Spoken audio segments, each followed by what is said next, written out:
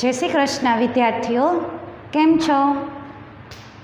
ધોરણ 3 વિષય અંગ્રેજીમાં લેસન 1માં અગાઉના વિડીયોઝમાં તમે સ્વર વ્યંજન ભણી ગયા. આ વિડીયોઝમાં તમારે સર્વનામ અને તેના સંબંધક રૂપો ભણવાના છે.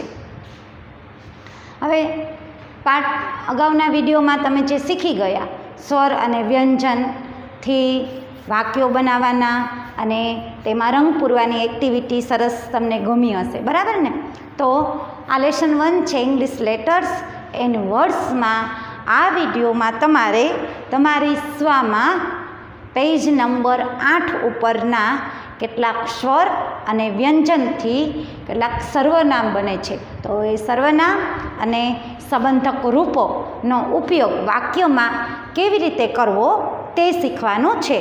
હવે કોઈ પણ વસ્તુની માલિકી, તેનો સંબંધ કે દર્શાવવા માટે તમારે સર્વનામ સાથે તેના સંબંધક રૂપનો ઉપયોગ કરવો પડે. અને આ સંબંધક રૂપનો ઉપયોગ કર્યા પહેલાં આર્ટિકલ મુકાતો નથી. જોઈએ આપણે તે વાક્યો ઉદાહરણ સ્વરૂપે જોશું.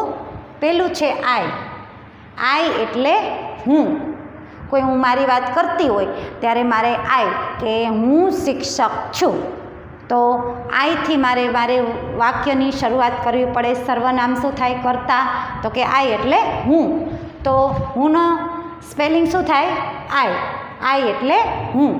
તો હું શિક્ષક છું, તો આઈ સાથે છુંનો શું વપરાય છે? એમ એટલે છું, બરાબર? તો કે આઈ એમ અ ટીચર, હું શિક્ષક છું. હવે એના સંબંધક રૂપમાં કે આ મારી પુસ્તક છે, બતાવવું હોય કે આ મારી પુસ્તક છે.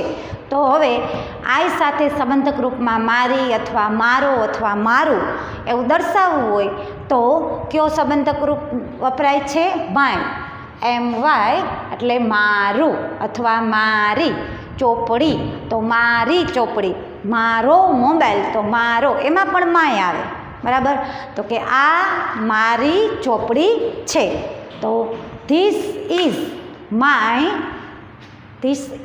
માય બુક, બરાબર? હું શિક્ષક છું, આ મારી ચોપડી છે. તો કે I am a teacher, this is my book. I સાથે સંબંધક રૂપ દર્શાવવા કયો શબ્દ વપરાય છે? તો કે માય એટલે મારું. હવે બીજો સ્પેલિંગ છે વી એટલે અમે. તો કે એનું એક એક્ઝામ્પલ જોઈએ કે વી એટલે અમે. તો કે અમે વિદ્યાર્થીઓ છીએ. એવું તમારે વાક્ય હોય તો એનું અંગ્રેજી બનાવવું હોય તો અમે એટલે તમે 2 થી વધારે હોય અને તમે વાત કરતા હોય તમારી, તો કે અમે વિદ્યાર્થીઓ છીએ. તો અમેનું શું થાય? તો કે વી એટલે અમે. હવે એનું સંબંધક રૂપ વી સાથે તમે એમ કે આ અમારો ક્લાસરૂમ છે, બરાબર? તો આ એટલે ધીસ. તો તમે શરૂઆતમાં ધીસ અને ધેટવાળા વાક્યો શીખી ગયા, બરાબર ને? તો કે આ અમારો ક્લાસરૂમ છે. તો કે ધીસ ઇઝ અવર, OUR એટલે કે અવર એટલે અમારું, અમારો, અમારી. એ સંબંધક રૂપ દર્શાવવા માટે OUR. તો કે ધીસ ઇઝ અવર ક્લાસરૂમ. ફરીથી અમે વિદ્યાર્થીઓ છીએ, આ અમારો ક્લાસરૂમ છે. તો અમેથી શરૂઆત કરીએ તો કયું સર્વનામ વપરાય? અમે એટલે વી એટલે અમે. તો કે વી આર સ્ટુડન્ટ્સ, કારણ કે વિદ્યાર્થીઓ બહુવચન છે. બહુવચનમાં શું વપરાય? તો કે ARE. તમારા સ્પેલિંગમાં સૌથી છેલ્લો સ્પેલિંગ છે કે ARE. આર એટલે છીએ. બહુવચનમાં આર વપરાય, જ્યારે એક વચનમાં છે કે છું માટે શું વપરાય? તો કે IS, ઇઝ એટલે છે. હવે આઈ સાથે તો હંમેશા શું વપરાય? એમ. હું છું. આઈ સાથે હંમેશા શું વપરાય? તો કે એમ. એમ એટલે છું. બરાબર. આ ત્રણનો ઉપયોગ તમે શીખી ગયા. હવે કે અમે વિદ્યાર્થીઓ છીએ, તો કે વી આર સ્ટુડન્ટ્સ. અને એની સાથે આ અમારા પુસ્તકો છે. બરાબર. હા, તમે એક એક્ઝામ્પલ જો કે આ અમારો ક્લાસરૂમ છે, એ એક્ઝામ્પલ મેં આપ્યું હતું. ક્લાસરૂમ એટલે અમારો ક્લાસરૂમ છે. હવે વી સાથે અવર સંબંધક રૂપ છે, તો એનું વાક્ય એમ થાય કે વી આર સ્ટુડન્ટ્સ, બહુવચન છે એટલે વી બાજુમાં આર મૂકો. આ અમારો એટલે શું થાય? તો કે અહીંયા છે OUR, અવર. એટલે ધીસ ઇઝ અવર ક્લાસરૂમ, કે આ અમારો ક્લાસરૂમ છે. બરાબર. હવે ત્રીજો સ્પેલિંગ છે YOU. યુ એટલે તું અથવા તમે.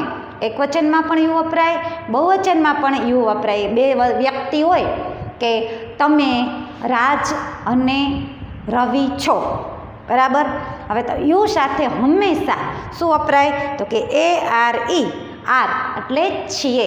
બે વ્યક્તિની વાત છે અને એક વચન યુ તું થાય, બહુવચનમાં યુ પણ તમે થાય, તો એની સાથે હંમેશા આપણે આર વાપરીએ છીએ. એ તમારે યાદ રાખવાનું છે. તો કે તમે રાજ અને રવિ છો, તો યુ આર રાજ એન્ડ રવિ. બરાબર. યુ આર રાજ એન્ડ રવિ. આ તમારા કાકા છે. કાકા એટલે અંકલ. તો ધીસ ઇઝ, યુ સાથે શું વપરાય? યોર એટલે તારું અથવા તમારું. તો this is your, YOUR, your. This is your uncle. આ તમારા કાકા છે, તો ધીસ ઇઝ યોર અંકલ.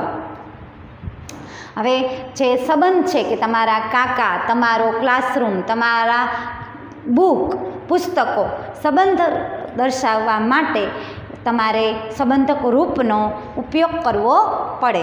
મેં જે કર્તા સાથે સંબંધક રૂપ છે એ લખેલું છે, એ તમારી સ્વામાં થોડુંક આડાવડું છે, પણ મેં આઈ સાથે શું વપરાય? તો કે માય. વી સાથે શું વપરાય? તો કે અવર. યુ સાથે શું વપરાય? તો કે યોર. એવી રીતે મેં લખેલું છે.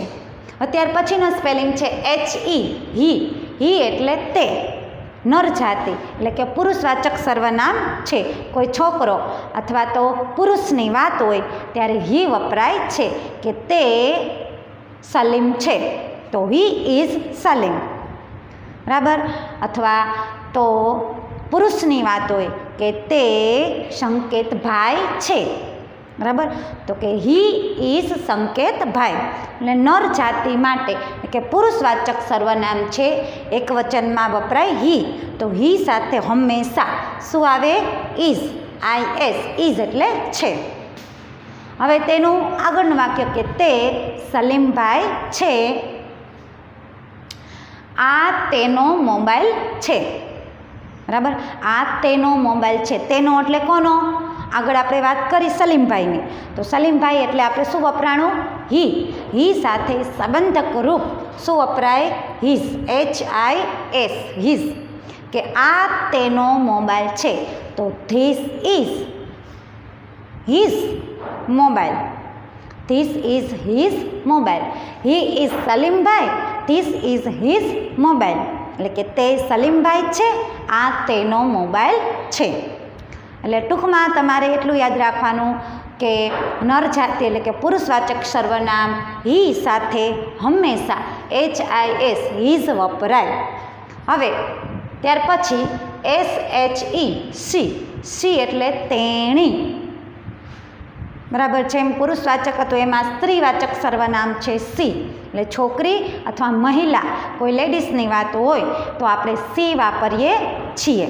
સી સાથે પણ ઇઝ લાગે, કે તે મયુરી છે, તો કે સી ઇઝ મયુરી. બરાબર. હવે સી સાથે મેં કીધું એવી જ રીતે IS ઇઝ એટલે છે લાગે એટલે સી ઇઝ મયુરી. હવે આ તેનું પર્સ છે અથવા પેલું તેનું પર્સ છે. ધીસ તો આ વપરાય, તો પેલું એટલે શું વપરાય? That. That is her purse.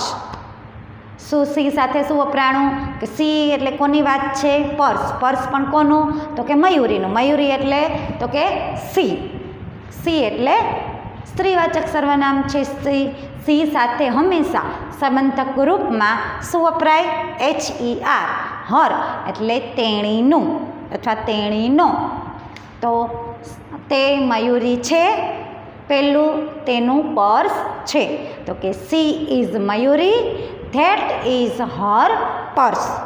ટૂંકમાં તમારે એટલું યાદ રાખવાનું કે સી સાથે હંમેશા HER હર વપરાય. ત્યાર પછીનો સ્પેલિંગ છે IT. ઇટ. ઇટ એટલે તે. હવે તમે પુરુષવાચક સર્વનામ જોયું હી, સ્ત્રીવાચક સર્વનામ જોયું સી. તો હવે આ બે સિવાય નાન્યતર જાતિ કે નર જાતિ પણ નહીં, નારી જાતિ પણ નહીં, તો નાન્યતર જાતિ કઈ? તો કે પ્રાણી, પક્ષી, ફળ, ફૂલ, કોઈ પણ નિર્જીવ વસ્તુ. એટલે એ માટે ઈટ વપરાય. શું વપરાય? ઈટ. ફરીથી સમજી લ્યો કે પ્રાણી, પક્ષી, ફળ, ફૂલ કે નિર્જીવ વસ્તુ કે ફેન, બેન્ચ, બુક, એ માટે IT. ઈટ. ઈટ એટલે તે વપરાય. ઈટનો મતલબ થાય છે તે. તે. હવે ઈટ સાથે હંમેશા IS ઇઝ વપરાય છે. ઇઝ એટલે એક વચન, હી, સી, ઈટ એક વચનમાં જ વપરાય અને તેની સાથે હંમેશા IS ઇઝ વપરાય છે. ઇઝનો અર્થ થાય છે છે. હવે તે કૂતરો છે, તો કે ઇટ ઇઝ અ ડોગ. શું? કૂતરો છે, નિર્જીવ વસ્તુ અથવા પક્ષી, પ્રાણી માટે આપણે ઇટ વાપરીએ છીએ. એટલે ટૂંકમાં નાન્યતર જાતિ માટે આપણે વાપરીએ છીએ. તો કે તે કૂતરો છે, તો કે ઇટ ઇઝ એ ડોગ. પેલી તેની પૂંછડી છે. હવે તે સાથે તેની, તેનો, તેનું દર્શાવવા માટે ITS. ઇટ્સ એટલે તેનું એ વપરાય છે. શું? કે ITS ઇટ્સ એટલે તેનું સંબંધક રૂપ વપરાય છે. એટલે કે ઇટ સાથે ઇટ્સનો ઉપયોગ કરીએ છીએ. હવે પેલી તેની પૂંછડી છે, તો કે પેલી એટલે ધેટ. બહુવચન નથી, એક વચન જ છે એટલે ધેટ ઇઝ. ઇટ્સ કયો સ્પેલિંગ વપરાશે? It's tail. TAIL. ટેઇલ એટલે પૂંછડી. તે કૂતરો છે, પેલી તેની પૂંછડી છે એટલે it is a dog, that is it's tail. ત્યાર પછીનો સ્પેલિંગ છે ધેય. ધેય એટલે તેઓ અને તે પણ બહુવચનમાં વપરાય છે.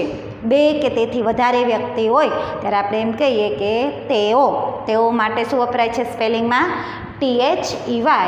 ધેય એટલે તેઓ. હવે તેઓ ડૉક્ટરો છે.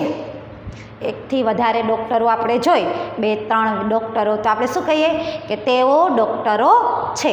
તો શું વપરાય? ધેય. ધેય સાથે બહુવચનમાં શું વપરાય? આર. કારણ કે બહુવચન છે, 2 કે તેથી વધુ ડૉક્ટરોની વાત છે. તો ધેય આર ડૉક્ટર્સ. ડૉક્ટર પાછળ એસ મુકાશે કારણ કે ડૉક્ટરો. બરાબર? They are doctors. હવે ધેય સાથે હંમેશા THEIR. ધેર એટલે તેમનું, તેઓનું એ સંબંધક રૂપનો ઉપયોગ થાય છે. તો કે પહેલું તેમનું દવાખાનું છે. તો પહેલું એટલે ધેટ ઇઝ ધેર હોસ્પિટલ્સ.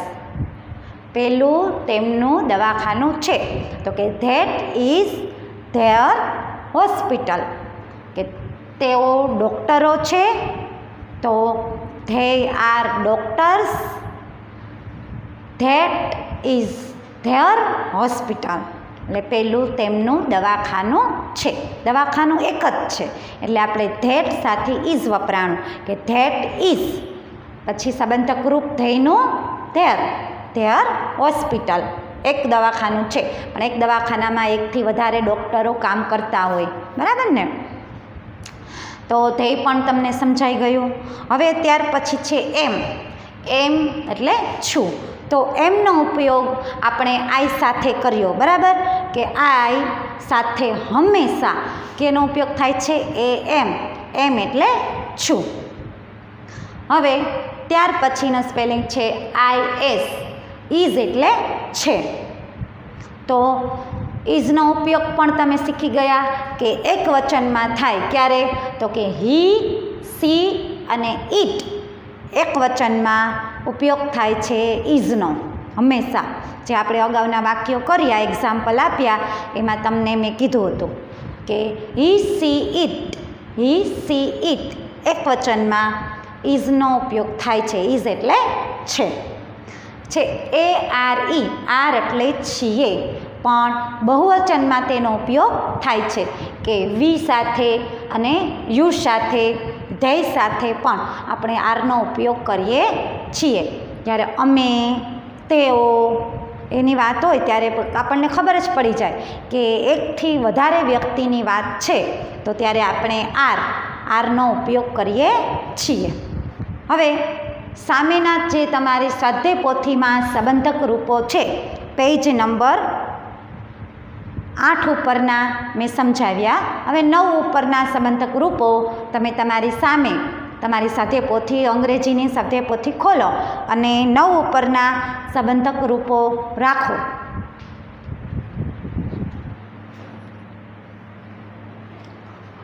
એમાં જે માય છે, માય એટલે મારું, તો એનો ઉપયોગ આપણે આઈ સાથે થયો, બરાબર? તો આઈ સાથે માયનો ઉપયોગ કેવા વાક્યોમાં થાય છે આપણે એક એક્ઝામ્પલ દ્વારા શીખી ગયા. પછી છે OUR, અવરનો ઉપયોગ તો કે વી સાથે, WE વી સાથે અવરનો ઉપયોગ થાય છે, એ પણ આપણે વાક્યો દ્વારા સમજી ગયા. ત્યારબાદ YOUR, યોર એટલે કે તારું અથવા તમારું, એનો પણ આપણે વાક્ય દ્વારા ઉપયોગ સમજી ગયા. એક વાક્ય ગુજરાતીમાં અને ત્યારબાદ આપણે એનું અંગ્રેજી પણ કર્યું હતું.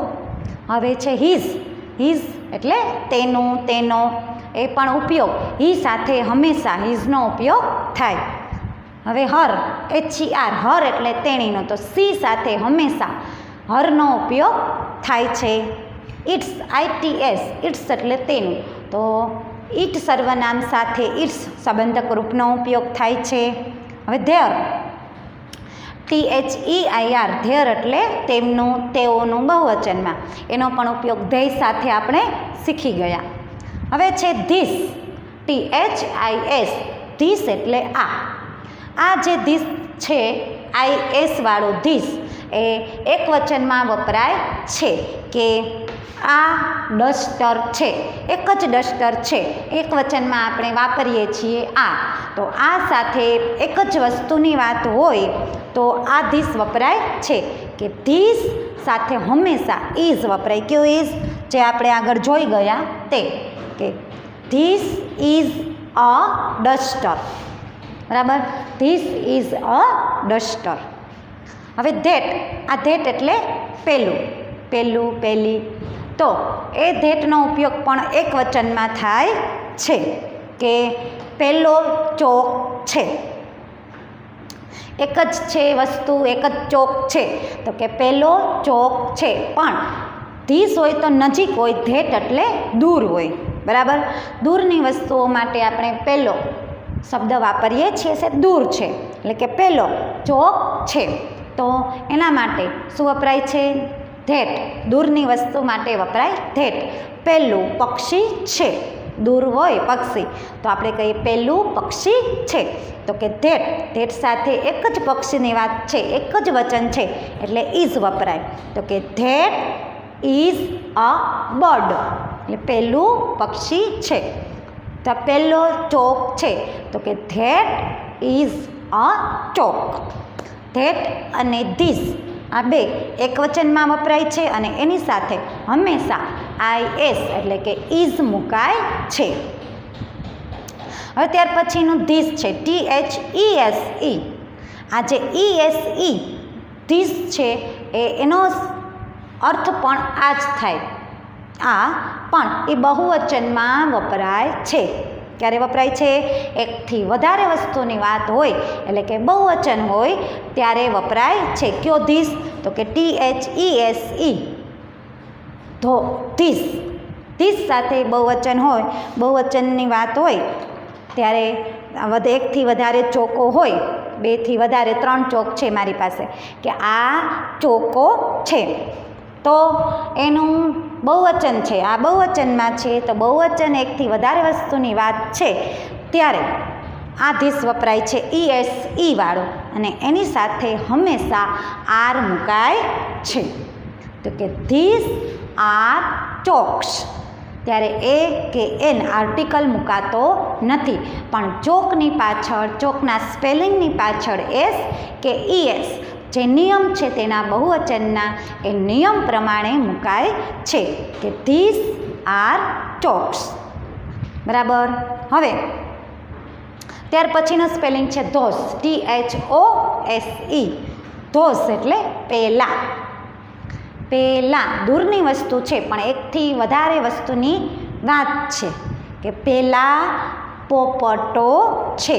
એ પણ બહુવચન છે, એકથી વધારે વસ્તુની વાત છે. પહેલાં પોપટો છે. એક પોપટની વાત નથી, પોપટો 2 છે, વધારે છે એટલે આપણે શું કહીએ? પોપટો. તો બહુવચન છે અને દૂરની વાત છે ત્યારે ધેટનું બહુવચન થાય છે ધોસ. THOSE. ધોસ એટલે પહેલાં. બહુવચનમાં લખાય છે પહેલાં. તો કે ધોસ સાથે હંમેશા શું મુકાય છે? Are. ARE are. Those are parrots. PARROT પાછળ મુકાય છે એસ. Those are parrots. સમજી ગયા? આજે સ્પેલિંગ, ઉચ્ચાર અને અર્થ છે પેજ નંબર 8 પરના અને 9 પરના સ્પેલિંગ, ઉચ્ચાર, અર્થ છે. મેં તમને એક્ઝામ્પલ આપી અને સમજાવ્યા છે. એ પેજ નંબર 8 અને પેજ નંબર 9 વ્યવસ્થિત સારા અક્ષરે પેન્સિલથી તમારે તમારી અંગ્રેજી CW નોટમાં આજનું હોમવર્ક છે એ તમારે કરવાનું છે. અહીંયા યુનિટ 1 લેસન 1 પૂરું થાય છે. હવે આ લેસનમાં તમે ઘણું બધું શીખી ગયા, બરાબર ને? તો આ સ્પેલિંગ, ઉચ્ચાર, અર્થ તમારે તમારી સ્વાધ્યાય પોથીમાં પેજ નંબર 8 અને 9 ઉપર લખવાના છે. સ્પેલિંગ અને અર્થ એક એક્ઝામ્પલ આપ્યું છે એ પ્રમાણે ઉચ્ચાર લખવાના નથી. સ્પેલિંગ ને અર્થ તમારી સ્વામાં પણ લખવાના છે અને આ જ રીતે સ્પેલિંગ, ઉચ્ચાર, અર્થ આ રીતે તમારે CW નોટમાં આજનું હોમવર્ક છે તેમાં સારા અક્ષરે લખવાના છે. નમસ્તે.